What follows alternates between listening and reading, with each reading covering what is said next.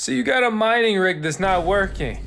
Well, good news. You're on the right video. We're gonna break down how to repair mining rigs, and I'm gonna show you as I actually repair one today, well, in this video. Specifically, we're gonna be looking at and talking about ASIC miners.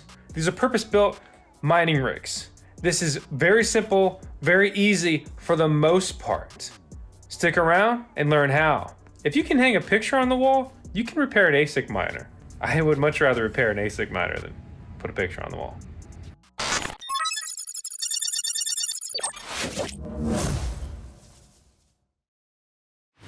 There's all kinds of different ASIC mining rigs, right? Application-specific integrated circuit miners. They're custom computers. They often are just a silver or maybe a black box, right? I actually have another one sitting over there. That looks like a more typical ASIC miner, and there is a typical server-style ASIC miner. That one, power supply. That's more of an ATX gaming PC style.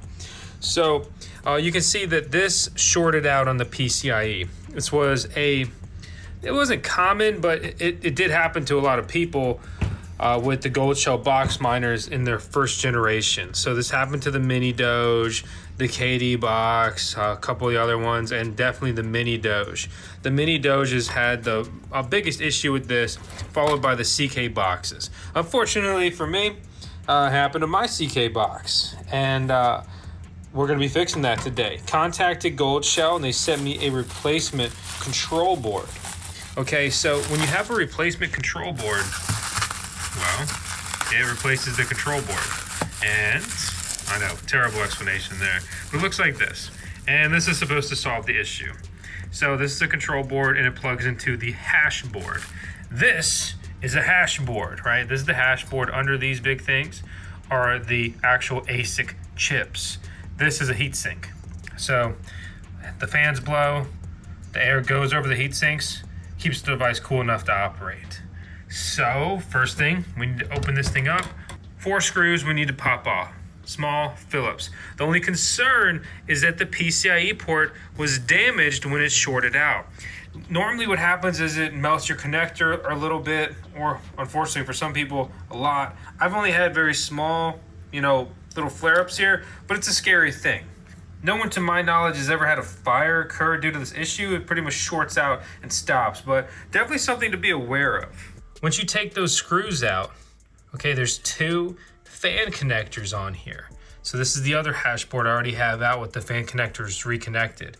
These things just pull right out. So basically you lift this up and you reach in, you carefully pull this out, and then the whole assembly will come out. It's really just critical that you disconnect one, and then you can move the assembly back and then easily access the second one. After that, this thing just slides right out. So now it's finally time we remove the control board. Doing this all freehand today. You just carefully, firmly kind of take it by both sides and don't wiggle it too much, but just a little bit, and should come off pretty easily. From there, we've got these 2 connections, which means that it could go like this, or it could go like this. Well, it's broken up with a 20 pin over here and more pins over there. So we just line that up carefully. You don't want to bend these. That'll put you in for a bad time. You don't want to force anything either. If it just doesn't feel like it's going well,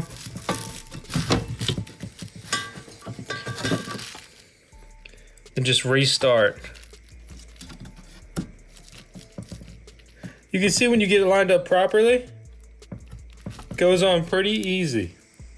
You just look at the bottom and make sure you don't see any exposed pins. Just keep firmly pushing a little bit on each side, also in the middle, and then your control board is reinstalled. What does the ASIC chip side look like, you ask? Oh, great question. Looks like this. So it's really cool. And before, previously we've popped them off before. Pretty simple, straightforward, right? So we've got this on. I'm gonna slide it back into its box. I'm going to reinstall the screws, and then I'm going to plug in a PCIe power connection, and I'm also going to plug in an Ethernet cable. This one actually does have Wi-Fi support, I believe it has the connection here. So that's cool. And we'll see if we can get this thing running again. Because when it's shorted out, like I showed you the damage earlier, it stopped mining. It stops working. And really, if any kind of mining rig has any sort of damage, you don't want to operate it anymore. It becomes a hazard. And earning passive income mining crypto, fun, cool, all that stuff, right?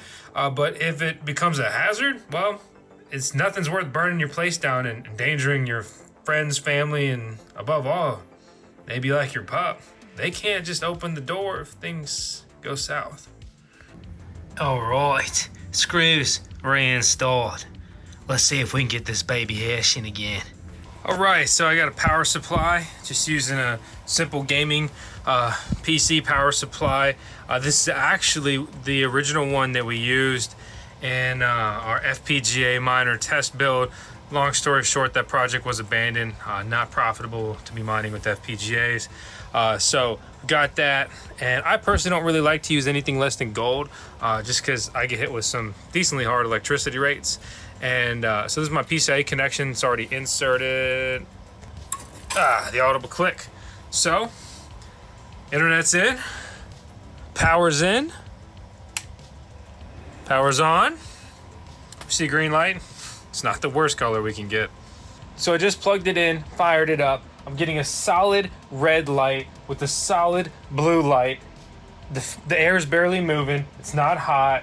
Ethernet's blinking. That's working. Power supply, obviously on. It's powered up. So this mining rig is on, but it's not working. When it comes to troubleshooting mining rigs, there's a lot of different things you need to run through. So specifically, when it comes to the goldshell miners, there's a cheat sheet on what all these different lights and light combinations mean. You can have a blinking red light and a flashing green light or a flashing blue light. So refer to this document here on screen. I'll also link it out down below to run through all of that. So in my situation here, I think that I just need to put my miner settings back in, my pool settings back in, because this is a new control board.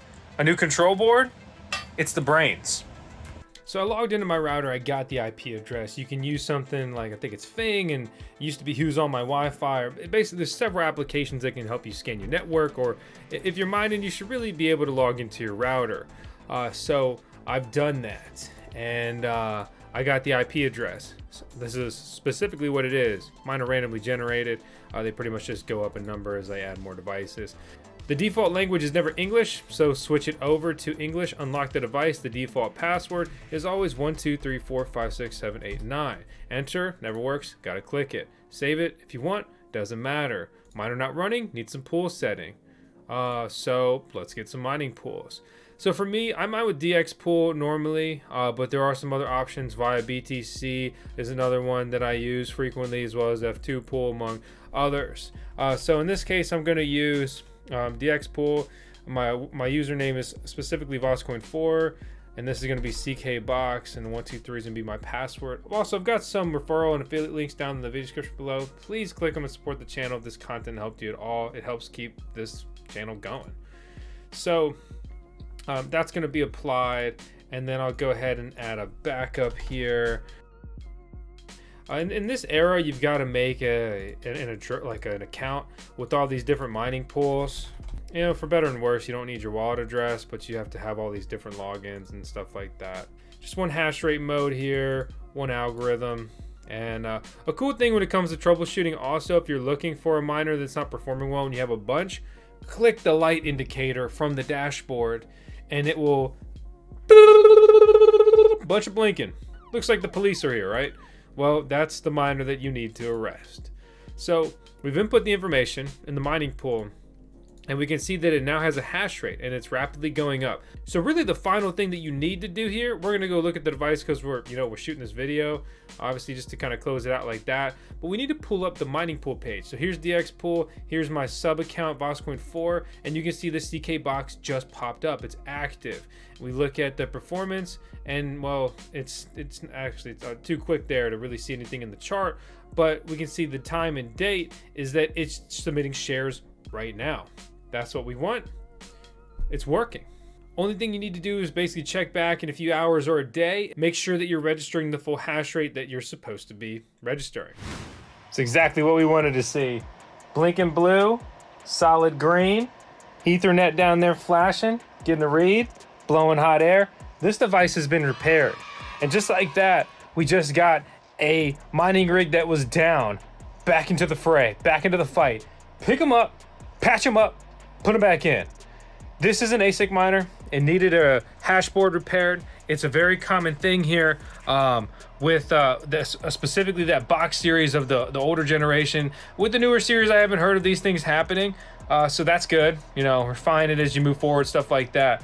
But if you've got the gear, figure out what you need to get it back, you know, and operational. If you need spare parts, most of these ASIC miner manufacturers sell spare parts these days among, you know, other places like eBay and things like that. For example, you go to bitmain's site, you can grab a spare power supply, you can grab a spare fan, you can grab a control board, and make sure you just have the right piece for whatever mining rig you need. If you need some help, need some direction, join the Voskcoin Discord server. It's the original mining Discord server. There's over 50,000 miners in there, your boys in there, and honestly, like, our community is incredible. We also have Voskcoin Talk Forum, best crypto mining forum, in my opinion, crypto forum in the business. It's some shameless plugs, but I vouch for my community because the Voskcoin subscribers, the community, coolest in crypto, smartest in crypto, and a discussion. I'll put that on anything. So there you have it. That's how you repair some rigs, get them back up in the fight. Hope you liked the video. Make sure to subscribe, stick around if for nothing else than for our CRO. That's our Chief Repair Officer here at the Voskcoin YouTube channel. That's going to be the tickliest, the duggliest tales. I'll see you on the next one. Thanks for watching.